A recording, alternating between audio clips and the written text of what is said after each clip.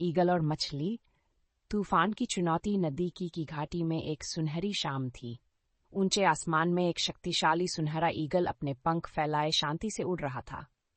नीचे चांदी जैसी मछली मस्ती में तैर रही थी। उसकी चमकती त्वचा पर सूरज की किरणें खेल रही थीं। हवा हल्की थी, पानी शांत था और सब कुछ सुंदर और संतुलित लग रहा था। लेकिन अचानक सब कुछ बदलने लगा। दूर क्षितिज पर काले बादल घिरने लगे और धीरे धीरे आकाश में अंधेरा छा गया। हल्की हवा तेज झोंकों में बदल गई और नदी का पानी बेचैन होने लगा। बादल गहरे और भारी हो चुके थे। वह तेजी से अपने अपने पंख फड़फड़ाने लगा, तूफान की आहट को महसूस करते हुए। नीचे मछली ने बदलाव को भांप लिया। पानी अब उतना शांत नहीं था। सतह पर छोटी छोटी लहरें बनने लगीं, जो धीरे धीरे ऊंची और डरावनी होती जा रही थीं।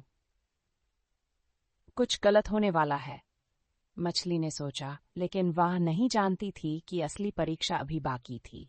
हवा अब बेकाबू हो चुकी थी। अचानक तूफान पूरे जोर से आ गिरा। तेज बारिश, गरजती बिजलियां और गड़गड़ाती लहरें नदी को उग्र बना रही थीं। ईगल हवा में स्थिर रहने की कोशिश कर रहा था, लेकिन तेज हवाओं ने उसे झकझोर कर रख दिया। नीचे मछली बेतहाशा लहरों से टकरा रही थी। उसे धारा अपने साथ खींच रही थी। एक विशाल लहर उछली और मछली को जोर से चट्टानों की ओर धकेल दिया। उसने खुद को बचाने की कोशिश की, लेकिन लहर इतनी तेज थी कि वह नियंत्रण खो बैठी।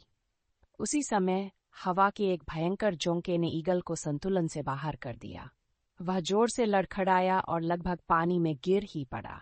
जैसे तैसे उसने खुद को संभाला और एक चट्टान पर आकर बैठ गया, लेकिन उसका दायां पंख चोटिल हो चुका था। अब वह उड़ नहीं सकता था। ईगल ने दर्द से अपना पंख मोड़ा और नीचे देखा। चट्टानों के पास ही वह मछली थी, फंसी हुई, संघर्ष करती हुई। लहरें उसे बार बार किनारे की ओर धकेल रही थी। मछली ने भी ऊपर देखा। तूफान के बीच वह ईगल को परेशान और घायल देख सकती थी। वह सोच में पड़ गई, क्या मुझे इसकी मदद करनी चाहिए? फिर बिना सोचे उसने ऊपर छलांग लगाई।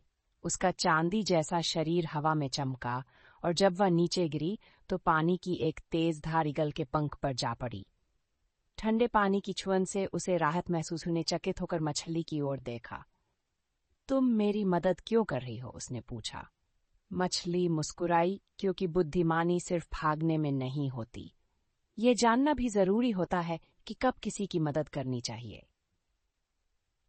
ईगल पहली बार किसी मछली से प्रभावित हुआ था। उसने अपनी आंखें बंद की और दर्द को सहते हुए शांत बैठ गया।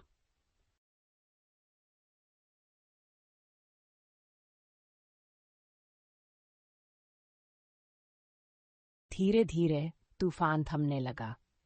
बादल छंटने लगे, पानी फिर से शांत होने लगा और सूरज की हल्की किरणें नदी की सतह पर झलकने लगीं।